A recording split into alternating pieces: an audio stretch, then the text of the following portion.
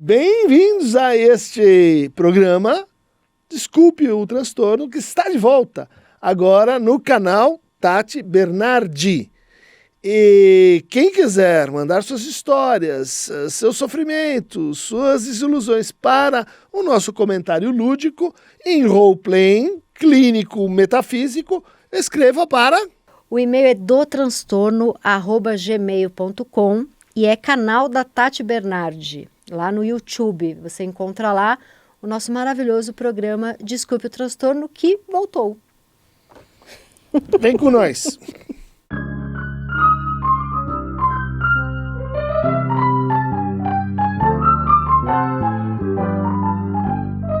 Bem-vindos a nós falando nisso, nesse canal YouTube, hoje com o comentário de um livro da minha querida irmã de fé, camarada, companheira de palco, aventureira digital com o nosso Desculpa o Transtorno, que aliás voltou a estar em cartaz no site novo, eu recomendo para vocês, Tati Bernardi, A Boba da Corte.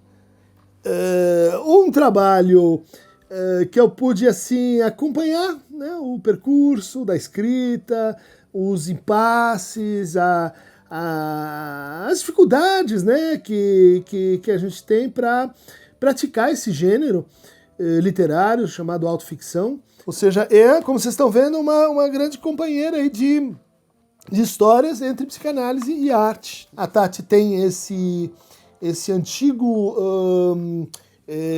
podcast chamado Inconsciente Coletivo.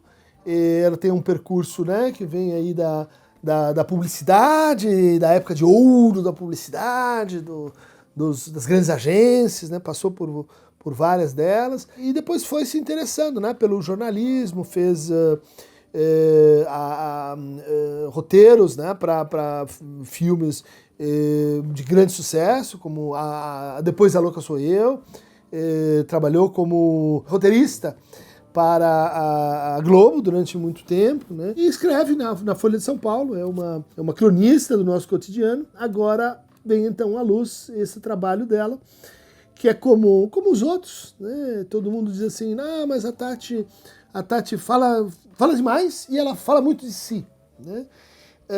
E de fato foi uma das coisas que me encantou na pessoa e na personagem, né? Porque é alguém que consegue então trabalhar num outro nível, com alguma elaboração, né, narrativa, conceitual, o seu próprio sofrimento, servindo assim de um grande, vamos dizer assim, paradigma para a gente romper uma barreira que hoje parece trivial, né? Parece uma coisa assim, não, mas sempre foi assim. Não foi sempre assim, né?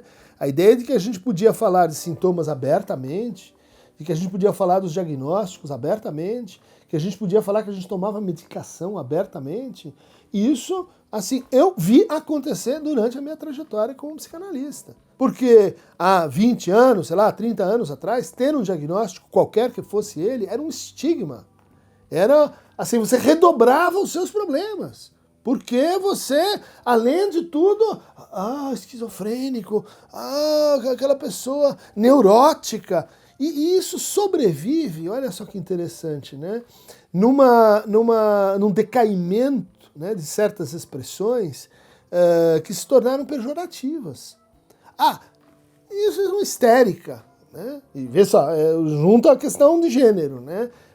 Como se a histeria não fosse uma forma de sofrer, né? Uma forma antiquíssima de sofrer, né? Tá lá descrita pelo Hipócrates, né? Mas não, a gente volta ao quê? A moralizar os transtornos mentais, né? Depois de Freud, muitos dizem assim, não, mas o Freud, essa teoria da histeria, ela está patologizando as mulheres. Não, ele está tirando a condição feminina, né, que estava associada à histeria, da ideia de que são falsas, que são moralistas, que estão fazendo teatro, são manipuladoras, elas precisam de educação, elas não precisam de escuta. Então, quando a psicanálise vem e diz, olha, vamos adotar como paradigma inicial, né, histeria, ela está dizendo, essas pessoas, elas precisam de ajuda, né? Elas precisam de escuta, elas precisam de algo que, vamos dizer assim, as ajude a transformar essa forma de sofrer. Então a Tati, que tem um percurso, né, que cobre esse período histórico, ela realizou um papel fundamental. Enquanto a gente na universidade estava discutindo Erving Goffman, como é que faz para despatologizar, para tirar o estigma, ela estava lá contando de si, falando de si, assombrando os outros, dizendo: ah, olha só que pessoa narcísica, né? Porque só fala de si, quer dizer, isso é uma má compreensão do narcisismo, né? Isso é uma má compreensão do que podem ser, né, estratégias literárias que estão ligadas ao quê? À função de testemunho. Não, então, vamos analisar o que eu chamaria assim livremente, né, do neorrealismo da literatura negra brasileira dos anos 60, 70 para cá, né? Conceição Evaristo, Carolina de Jesus, Ana Maria Gonçalves, né? Vamos analisar por onde, né, que a gente começou a escutar a trajetória dessas mulheres, né? Pela função de testemunho. Né, pela função de narração em primeira pessoa, né? Olha, vou te contar uma história sobre a qual eu tenho autoridade, porque eu vivi isso, né?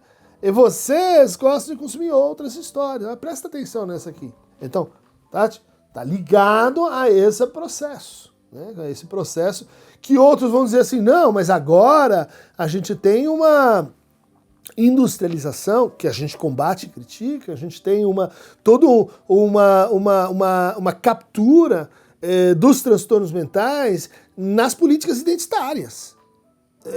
No pior sentido, as políticas identitárias, né? Então, a industrialização do TDAH, as pessoas, vamos dizer assim, produzindo os discursos mais enlouquecidos sobre isso, instrumentalizando, né, vendendo cursos. É outro momento do processo. Estamos numa outra e que demanda um outro formato crítico. Mas vamos olhar para a história, né?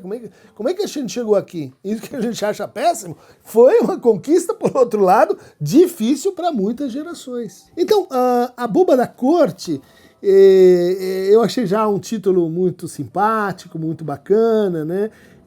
Porque, aí sendo meio autorreferente, porque confirma um pouco das minhas experiências com o palco, né? Com as coisas mais artísticas, que envolvem o meu querido Cláudio Tebas, né? Que é um palhaço, me levou para o palco, né?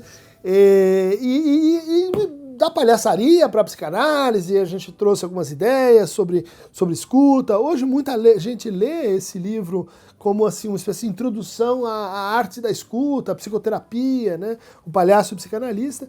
E o palhaço é o quê? É o bobo da corte, né? Então eu tenho o meu amigo Cláudio, que é o bobo da corte, e eu tenho a minha amiga Tati, que é a boba da corte. E a boba da corte é aquela que pode dizer coisas, né?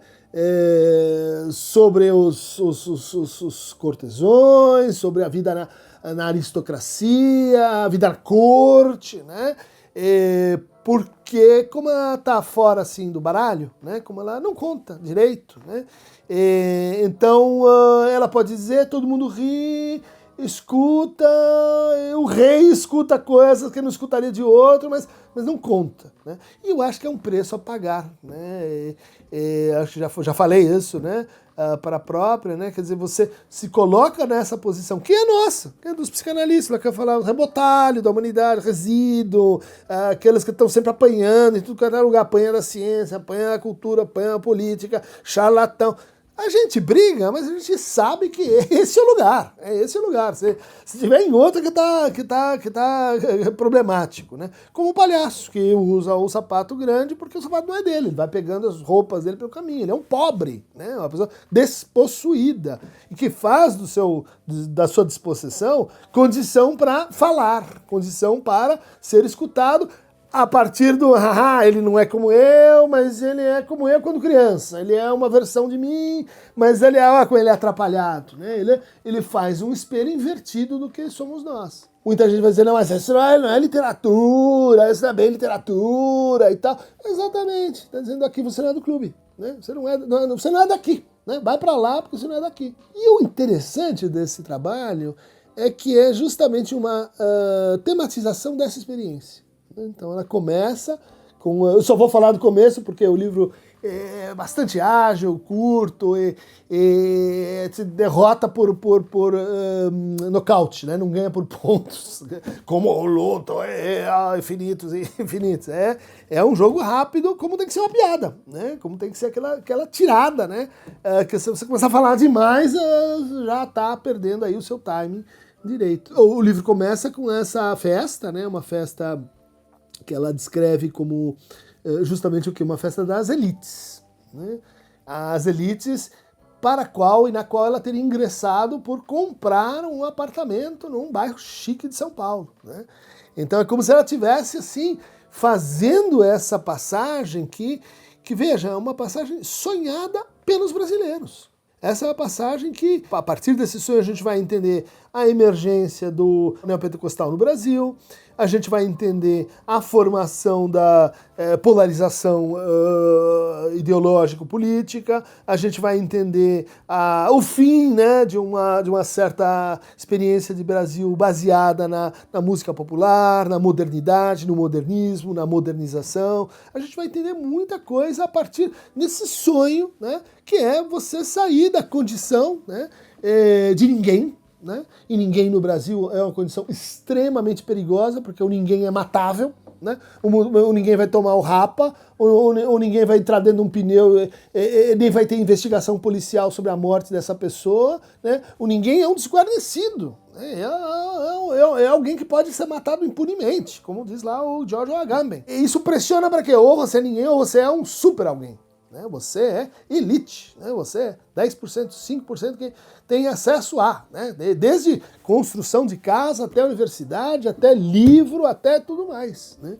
O Brasil, curva de Gini, uma das piores distribuições sociais do mundo. Olha o que é alguém daqui, né? Ou, vamos dizer assim, não precisa estar lá miserável, mas classe baixa, média baixa, né? E parceiro esse salto para cá, né? Todo mundo diz, uhul, o que nós temos que fazer é isso, vamos lá, empurra as pessoas para lá, faculta que elas consumam. É uma ideia, mas é uma ideia que se revelou assim, que dá certo mérdio, né? Dá certo, mas depois dá errado, né? Porque a ascensão social baseada em consumo, diz aí o Rancière, não sou eu, dá em fascismo, sempre, né? Por quê? Né? Porque eu mudei de classe social, mas eu não me sinto pertencendo a essa classe social. Eu mudei de classe social, eu estou lá na universidade, mas eu não sou como os outros. Eu mudei de classe social, eu estou aqui nesse bairro, mas as pessoas, elas me olham feio. Por quê? Né? Por causa da Tati, sou branca, loira e tal, mas fala desse jeito, mas se comporta, mas histriônica, né? Exagera, grita, né? Você vai dizer assim, não, mas e se a gente olhasse para a trajetória biográfica dessa pessoa, ela lembrasse, ela vem da Moca, né? Um bairro de colonização italiana, onde você tem toda uma cultura do gesto, do fala alto, do briga, do exagero e etc. Ah, tá. Então quando eu estou criticando isso aqui, o que eu estou fazendo? É marcação de classe. Não, é marcação de classe. Então, ela conta, e o livro começa com essa abertura, né? Uma festa onde uma determinada amiga diz, olha, eu estou tentando chegar na sua festa, mas eu parei aqui numa favela. Por quê? Porque tem o mesmo nome da rua. Como é que eu faço para chegar aí? Porque aqui eu estou num lugar perigoso. E daí ela vai se dando conta de que o lugar onde a amiga foi, que é o mesmo nome onde está o apartamento novo, é na rua onde ela cresceu, né? Ou seja, o choque de você ser confrontado com de onde você veio. E confrontado duplamente, né? Porque do lado de lá, isso é uma coisa que eu já escrevi sobre esse problema lá no mal-estar, sofrimento e sintoma, ou seja, você veio, mas o resto, sua mãe, seu pai, suas origens, você está traindo, né, esse pessoal. Por que eles não vieram junto? Por que você não trouxe junto?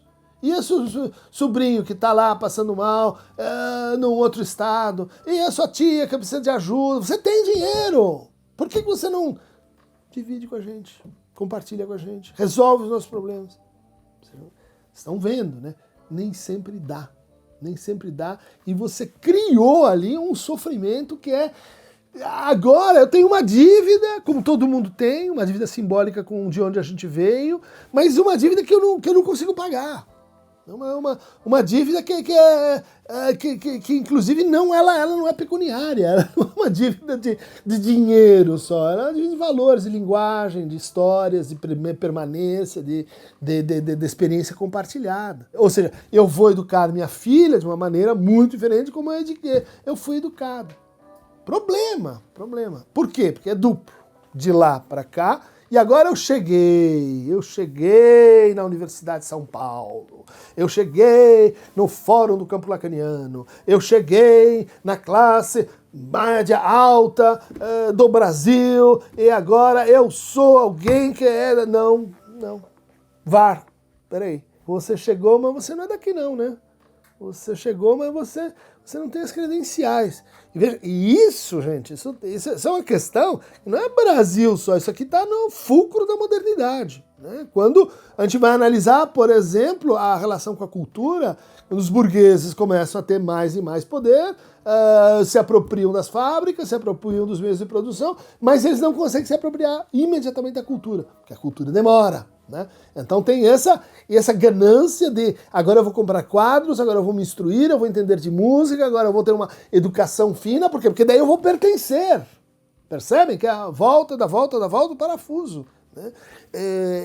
E que é um sofrimento não desprezível esse, de você estar no entre, você não ter lugar, você tem uma casa, mas não tem um lar, você está no seu grupo, mas ele não é o seu grupo, né? E aí vem um tópico que é da mais alta importância, né, para o Brasil, mas para a gente na psicanálise, né, que é a elite, né? Vai dizer, olha só como a gente tem pensadores contemporâneos, aliás, vários deles com quem eu tenho relações próximas, num processo regrado de análise crítica da elite. Né? O Gessé Souza teve aqui, a gente já fez um debate sobre o pobre de direita, né? Que é um teórico da crítica das elites e da crítica da elite uspiana, né? Do ponto de vista intelectual. A Tati aqui, né? Fazendo uma outra crítica, uma crítica, vamos dizer assim, literária, né? Mas a esse processo. E aí a gente vai, acho que no texto dela vai aparecendo algumas fórmulas bernardianas ou tatianas, né, que são clássicas, em que ela vai trazendo, né, os personagens são gente da vida real, né, são o ex-marido, a filha, um amigo, a amiga, ela vai fazendo assim uma espécie assim de que, para quem conhece, um pouco de quebra-cabeça, quem é quem aqui, né? E vai, no fundo, né, explorando essa grande divisão subjetiva, né, que lhe causa muito sofrimento, então tem essa experiência, mas tem uma outra divisão, que é a divisão social objetiva, pela qual ela está passando, e isso faz porta-voz, né, autoficção, então, e é uma invenção, não é bem assim, nada é bem assim, mas por outro lado, você tem aqui uma estrutura, né, a gente falou bastante disso no curso, uma estrutura de verdade, né, a verdade tem estrutura de ficção, a ficção muda, a verdade muda também, e essa é uma verdade que importa, afinal, vamos falar sobre elitização no Brasil ou não? Né? Tá aqui é uma trajetória né, de discussão biográfica, encarnada a essa pessoa, que se sente a boba da corte. Pode falar a verdade, está aqui o livro dela, publicado por uma editora da mais alta importância, né, que é a Fósforo, nas paradas de sucesso, o programa está na mais alta balada aí de sucesso, a Reparação Histérica, né, os coletivos que ela organiza, né, com Mili Lacombe, com a Manuela, enfim, um monte de gente aí, e a gente diz, puxa, a Tati, ela é uma espécie de Apollinaire, né, do nosso pequeno grupelho paulista aqui, de intelectuais, atores, artistas, e ela fazendo a crítica, né, e ela denunciando. E eu acho que ela está remando numa linha que me é muito simpática, né, nessa matéria, que é distinguir o seguinte, Você tem uma elite, né? Brigava muito com Contardo sobre isso. No Brasil você tem uma elite com aspas e uma elite sem aspas. Uma elite autêntica, uma elite inautêntica. Mas os inautênticos não são os que estão chegando. O que eu reputo e chamo assim de novos intelectuais, né? De novos pensadores, né? Que estão pensando um Brasil de um outro ponto de vista, do qual eles têm testemunho, história e experiência. Né? Não, os impostores são os que acham que a sua condição de elite é patrimônio genético. Tem uma plaquinha dizendo, eu sou da elite. Por quê? Porque é meu nome. Não, porque eu vim da Europa. Não, porque eu tenho dinheiro. Não, porque os herdeiros, né? O herdeiro no mau sentido. Aquele que não entende que herança é dívida, né? Herança é compromisso que você vai devolver para o outro a partir do que você ganhou. Não, eu vou consumir narcisicamente tudo aquilo que me dá essa segurança ontológica de classe. Aí você vê a turbulência toda, a pessoa fica insegura, né? O que a minha amiga Lia Weiner Schuckmann, né, descreveu também. O pacto narcísico da branquitude é reflexo da insegurança ontológica, de que você pode perder essa condição. Por quê? Porque você entende essa condição como nativa, né, como essencial, como uma posse, que independe do que você faz com o que você recebeu. Né? Então, se a gente iniciar, né, quer dizer, pegar carona na ideia de que o nosso inimigo é elite, né? Então vamos fazer como o Trump. A Harvard é elite, queima. Os intelectuais é elite, artistas é elite, queima. É o que a gente tem discutido, né? É a esquerda brincando de ser direita e pondo fogo em todo mundo. É isso que você quer desativar. Agora que a gente tem cotas, mais negros na universidade, o que é o jogral que você está fazendo? Queima, porque essa universidade, enfim, balbúrdia, não publica. Por quê? Isso era a antiga conversa, mas agora a conversa ficou mais aguda, porque tem um consenso, esquerda e direita, contra a elite intelectual. Mas peraí, então tem uma elite que é aquela que, no fundo, está lutando para incluir os que estão fora da elite, né? E aí a gente tem que dizer assim, mas isso o conceito de elite que faz diferença, ou o conceito de classe? Quer dizer, a elite supõe o seguinte, todas as atividades humanas têm gente com maior excelência, menos excelência. Isso não quer dizer meritocracia, né? Tem elite do futebol, os caras ganham mais, os ganham menos, né? A elite do sabateiro, a elite do samba, a elite a elite não é um conceito que traduz bem, é isso a mensagem que eu queria passar, né? Que traduz bem desigualdade social, né? Por quê? Porque ela se confunde um pouco com talento, um pouco com dedicação, um pouco com percepção social, que às vezes, essa elite, mas essa pessoa não tem nada, tá furada por dentro, por fora, tá devendo, etc. Não é a mesma coisa, né, do que classe social. O nosso problema é classe social. Né? Você começa a lutar com a ideia de que tem um que é maior que você, que às vezes você tem um pouco de inveja, né, quer bater porque ele está mais favorecido, você vai juntar a esquerda e a direita para o quê? Anti-intelectualismo e essa bobagem que a gente está aí. Então a denúncia aqui, né, o livro Denúncia autobiográfico da Tati, ele consegue dar esse giro que teóricos super incrementados não conseguem, que é distinguir elite de elitização. Que é distinguir uma elite que quer, e isso está na história do país, diz, não, porque a democracia nunca existiu, então você está entendendo a democracia como que o idílio, né, que na Terra, não, a democracia é o processo, né, a democracia é o devir, e tem gente que lutou pela democracia nesse país, lembra? Não, vou apagar isso aí porque essa conversa começou agora, né, sem história, e quer falar, né, de monte, né, então, elitização, ou seja, condomínio, segregação, ficamos só nós, gente como nós, um churrasquinho privilegiado, Nós e o bolo, que cada vez é menor, e cada vez é mais tolo. Nós e o nosso cartel, a nossa economia, nós, a nossa... não queremos deixar os outros entrar em livre concorrência, né? Nós, as nossas prerrogativas, nós e nossos privilégios. O que quer dizer privilégio? Privilégio não quer dizer que você foi para esse lugar, então você é um privilegiado, né? Não quer, gente. Privilégio quer dizer lei privada, né? Quer dizer assim, ninguém pode ter isso porque esta lei só vale para você. Ah, então, mas acontece que a elite que é, entre aspas, por quê? Porque é falsa elite, essa é a falsa elite, né? Que quer se manter a partir da sua condição, né, de representação e celebridade imaginário social contra a sua dívida simbólica em relação ao resto da sociedade. E uma parte da elite, né, que é formada aí por professores, por artistas, por um monte de gente que às vezes tem formação, né, de doutorado, às vezes não tem. Não. Essa ideia, né, de que a elite tem que ser bem formada, intelectual e etc. É outro erro que acompanha e que rema no sentido de vamos bater na elite. Psicanálise é coisa da elite. Nós estamos brigando há 50 anos para tirar a coisa da elite e tem que ouvir um incauto dizendo um negócio desse, né? A psicanálise é luta, né? Assim como a sociedade, não tem a sociedade. Vamos ler, né?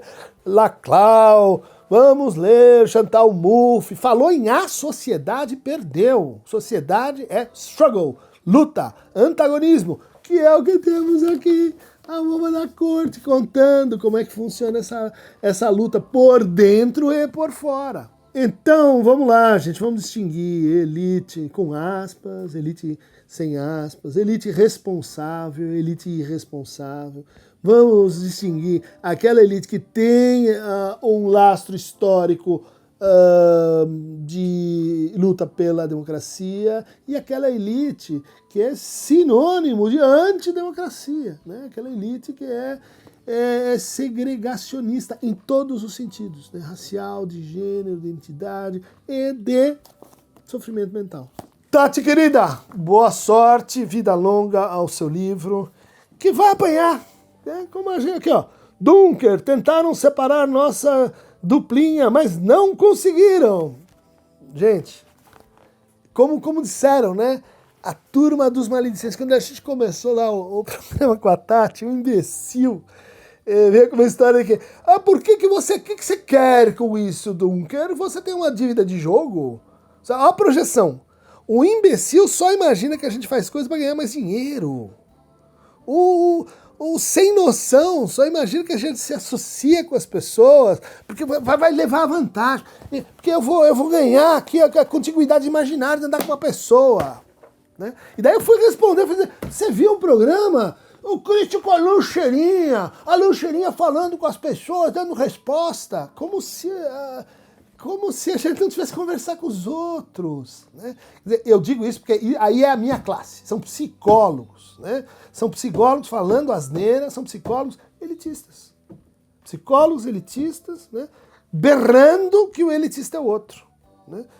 Psicólogos dizendo assim, não anda com essa desequilibrada, tenha pouca paciência, isso é estigma, vai voltar lá, vamos lá, Erving Goffman tem que ler de novo, rapaz. Então, estamos juntos forever, né? Tati Bernardi, o seu sucesso, né? É o nosso sucesso contra a desigualdade social e contra a elite da barbárie. Mais fragmentos, né? Bobescos, bestalhões, idióticos, imbecilóides, né? Sem noção. Clica aqui no que não estamos vendo. Tamo lá, eu e Tati. Vai! Rua! Cláudio Tebas à frente. Rema! Os bobos palhaços da corte.